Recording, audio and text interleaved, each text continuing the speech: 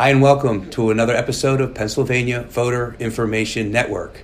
I am your host, Larry DeMarco. There is an exciting event coming up and our two guests are going to discuss it. I am here with Amer Sajed and Jen Hallam.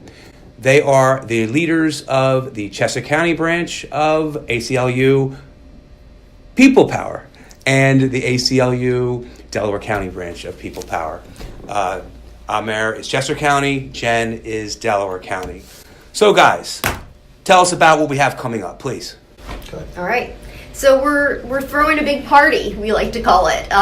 It's a Let People Vote event, and it's part of a campaign that ACLU People Power is doing to help expand and protect voting rights around the country. And so there are a number of different ACLU groups across the United States that will be holding their own kinds of events. Ours is going to take place on Sunday, March the 18th from 3 to 5 p.m. on St. Joe's campus at the Cardinal Foley Center. It's an open event to the public. We're going to have tables there that various organizations are going to be coming and sharing information, giving people a chance to sign up on different campaigns and sign up for different activities that will help them get out and register new voters, help people access the polls that don't generally have access to the polls or for whom it's difficult to get to the polls, to take on roles that help educate people that don't know their voting rights or whose voting rights have been suppressed for one reason or another. So it's a really exciting opportunity for people to come out and get involved in expanding the vote to as many citizens as we can. So Larry, let me just add on. What happens is people, after a while, activists, start getting tired of going to meetings and hearing speakers speak and then walking out and then wondering what happened, right? So what makes this one different is one thing Jen said, it's a party, so you'll have fun. But the second thing, the most important thing, is that this is all geared towards a call to action. Remember, our mission is to let people vote. We're going to try to, our goal is to make sure that anyone who's eligible to vote in Pennsylvania they are able to vote easily and without hindrance. And so the entire meeting is around how do we get people to sign up and how do people get a call to action and how we make that happen. Two questions. Number one, we have a party coming up open to the public. How much does this cost? When I show up, if I'm watching this video... No, it won't cost you anything. Thank you. Oh, how much is it going to cost you? Nothing. Yes. It's free. No, well, let's not get carried away, Jen. It's what we expect from you is that you sign up. You are what we expect is that people who show up there are interested in making sure that everyone who can vote votes.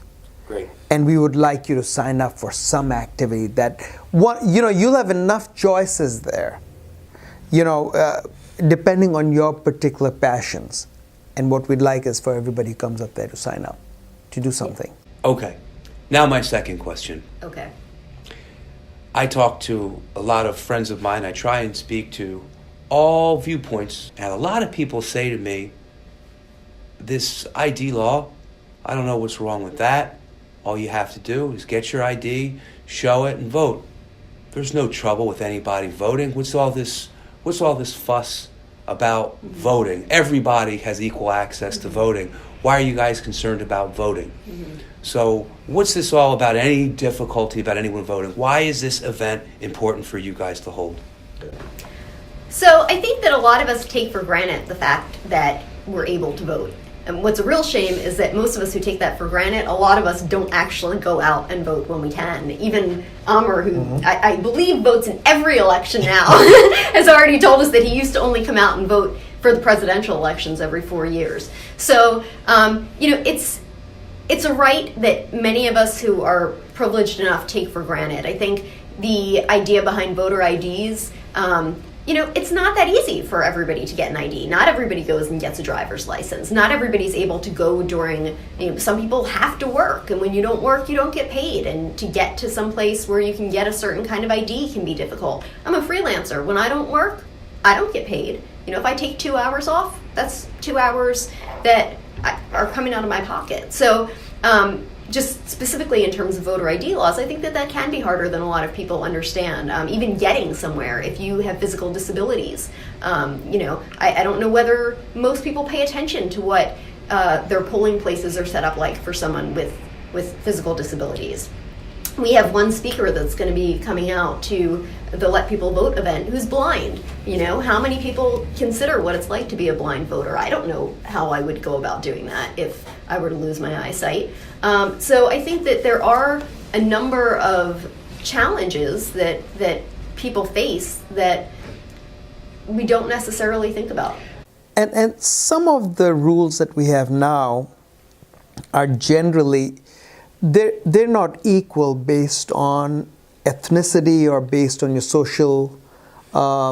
social levels or your education, age, for example. So they're not, the balance is not equal right now. So we just want to make it everybody be able to vote easily. All right, Almer.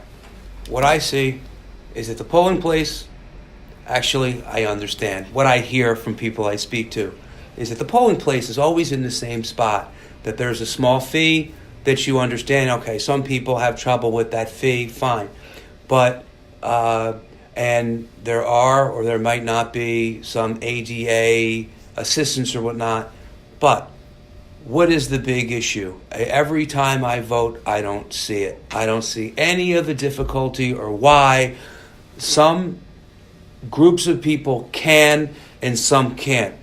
I go into the place, I sign, I press a button, and I leave. What's the big fuss? You're right. For some segment of the population, it's easy peasy. It's not a problem at all. But for other segments of the population, it can be a bigger burden. And, I'll add to that to say, we're really thinking about a number of different populations in this Let People Vote event that we're throwing. One of them is young people, youth, high school students, who need to go out of their way to register to vote. Some states have a policy where you go to get your driver's license and you're automatically registered. We could be doing things like that here in Pennsylvania to make voting more accessible to young people. It's not necessarily that they don't want to vote. We often think about young people as being apathetic, but I think as we've all seen recently in the media, young people are anything but apathetic. They want to be involved, but it could be easier to help them get involved. And so we're going to have a student actually from Conestoga High School who's going to be coming out and speaking and have a table at the event to register, to help high schools register, because they're not always getting that information through their high schools. Colleges, same sort of thing. There are other populations, immigrant populations, who don't necessarily have English as a first language, that it can be very difficult to go into a voting booth and vote when you don't necessarily have full command of English. There are populations of people who have felony convictions that don't know that in Pennsylvania they actually can vote, because in other states, if you have felony convictions, you are disenfranchised and you can't vote. But here in Pennsylvania, you can, and a lot of people don't know that. When I go out to register voters, I hear people tell me all the time, well, I can't vote. I ask them why, and I say, actually, no, you can vote. The other thing that I hear from people is, it doesn't matter if I vote. And so there are bigger issues at play here too. One of them is gerrymandering, and we've heard a lot about this in Pennsylvania, where particularly in the area that we live in outside of Philadelphia, there has been a court case, and the districts had to be redrawn because the way that the districts were being drawn were giving some people more representation than other people. And the people that tend to get less representation are people that live in urban settings, that live in rural settings, and those are also people that those groups tend to contain the greater populations of low-income people. And so you're creating a situation in which even if people can get out to vote, they're not being equally represented. And if you're not being equally represented, it's really easy to fall into a situation where you think it doesn't matter whether I vote, because my vote doesn't count as much as somebody else's vote. And unfortunately, that has been true. And so bigger issues like that are also important, and we will have Fair Districts PA at our event on the 18th as well, and they'll be giving people an opportunity to sign up to work on fair districts. And to add to that, Larry, one of the other things that we're going to be doing over the course of this year is educating voters. For someone like me who has really, until this year, not really focused on politics, to go in and decide which candidate to choose, it's a roll of the dice. So how do we educate voters so that they know that what do the candidates stand for? What are the candidates' positions? What is the candidate's voting record? All of those are really important things that we want to be able to work on this year to, before the 2018 elections. So let me see if I have this straight. What you're telling me is that there's a general ignorance about voting. There's a practical difficulty about voting. Laws could be easier, but they're not, when they could be changed, but no one takes action to make it easier. Laws are deliberately made more difficult so people don't vote. There's an ignorance about candidates so people don't want to vote, and more. Yes, all of those things are true. And some populations, some segments of the population have it more difficult than others. Mm-hmm. And you will be discussing this one more time. When, folks? Absolutely. On the 18th of March, 3 to 5 p.m., Cardinal Foley Center at St. Joe's University. And it's going to cost how much for people to attend? Nothing. $0. And you have one modest commitment from them, which is? Find a passion, sign up. Very good. We should also add that there will be music and candy. Yes. Amir, before November of 2016, you voted how frequently? Once every 4 years. And now how frequently do you vote? I'm even voting in the primaries. I'm voting very frequently. And what have you learned between November of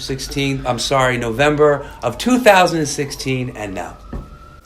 Well, I've learned that civic responsibility is everyone's duty, and I think it is something that we have taken for granted way too long, and we can't wait for things to get this dire before getting involved.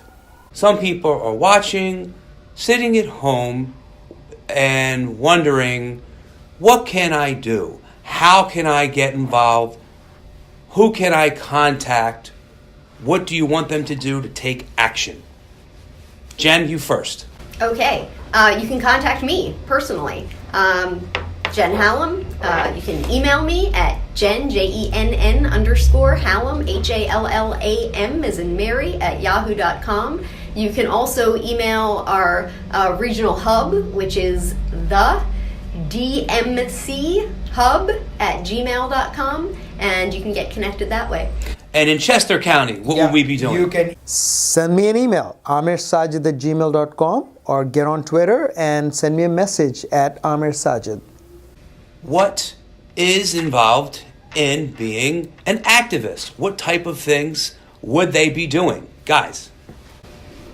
Use your voice, use your feet, use your arms to hold up signs or write a postcard or make a phone call. They're all different ways that people can be an activist. And I think that's really important to remember, because not everybody's comfortable going and lobbying one of their representatives and sitting in a room and talking about an issue with their representative. Not everybody's comfortable going out on the street with a sign and chanting and marching down the street. I happen to like doing those things, but I know that that's not for everybody.